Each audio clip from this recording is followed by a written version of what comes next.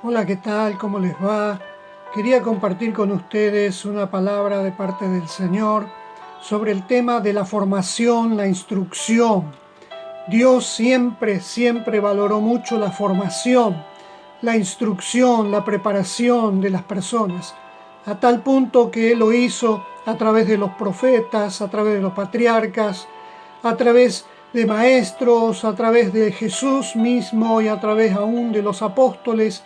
Dios siempre insistió en la preparación, en la formación de todas aquellas personas que creían en Él. En la Biblia dice: instruye al niño en su camino y aun cuando sea anciano no se apartará de él. Esto lo dice en el libro de Proverbios, capítulo 22, 6. Y los niños en aquel tiempo, en la época de Jesús, eran instruidos a partir de los 6 años hasta los 13, y ya a los 13 años eran considerados hijos de la ley. O sea, eso significaba que eran responsables frente a la ley, lo que significaba que estaban instruidos, preparados, conocían la ley, sabían lo que de ella decía. No solo un niño de aquel tiempo era instruido en la palabra de Dios, sino también en la historia del pueblo de Israel y en las circunstancias y situaciones en que vivían en aquel tiempo. Para Dios siempre la instrucción fue muy importante. Por eso recuerde que dice el profeta claramente que la ignorancia mata.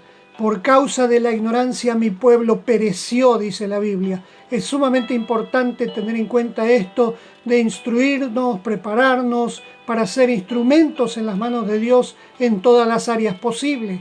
Jesús fue un gran maestro, fue el mejor. No hay otro maestro como el que fue Jesús.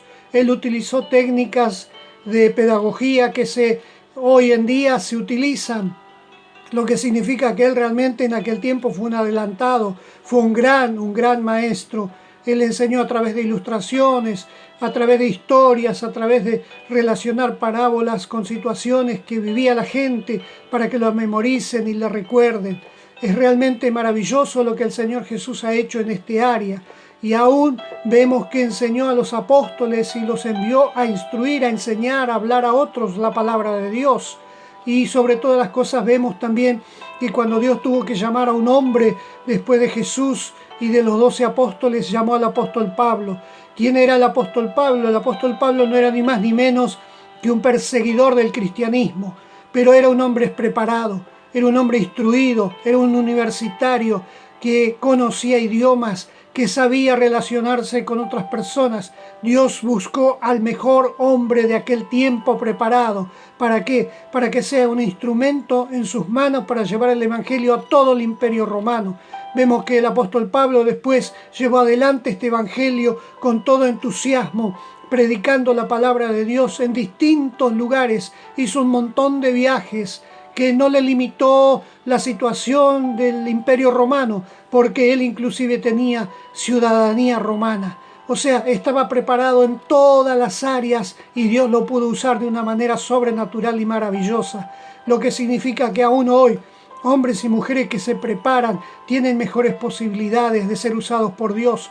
Hombres y mujeres que se instruyen, que se preparan, que conocen la palabra de Dios, que conocen la historia, que conocen idioma, que saben relacionarse con otras personas correctamente, con amor, con dedicación.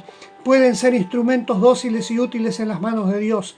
No es cierto que porque Dios está con nosotros ya no tenemos que prepararnos. Eso no es cierto. Cuanto más preparados estemos y mejor nos preparemos, mejor y más nos puede utilizar Dios aún hoy. Gracias a Dios porque Él utiliza hombres y mujeres instruidos, preparados para llevar su palabra a distintos lugares. Y gracias a Dios por los hombres y mujeres de este tiempo, instruidos, preparados, que son útiles a las manos de Dios y son de bendición para muchísimas personas. Por eso no dudes, prepárate. Hoy es mucho más fácil que antes, que hace tiempo atrás. Tú puedes instruirte de distintas maneras, prepararte. Esfuérzate, dedícate, instrúyete, prepárate para ser un instrumento dócil, útil en las manos de Dios, para que puedas llevar la palabra de Dios, el evangelio de amor, a toda aquella persona que lo necesite. No dudes, la ignorancia mata. La ignorancia te limita, la ignorancia te quita oportunidades. No dudes, instrúyete en todas las áreas de la vida. Prepárate para ser un instrumento dócil y útil en las manos del Dios Todopoderoso. Hazlo, te animo, hazlo, prepárate, que Dios te usará.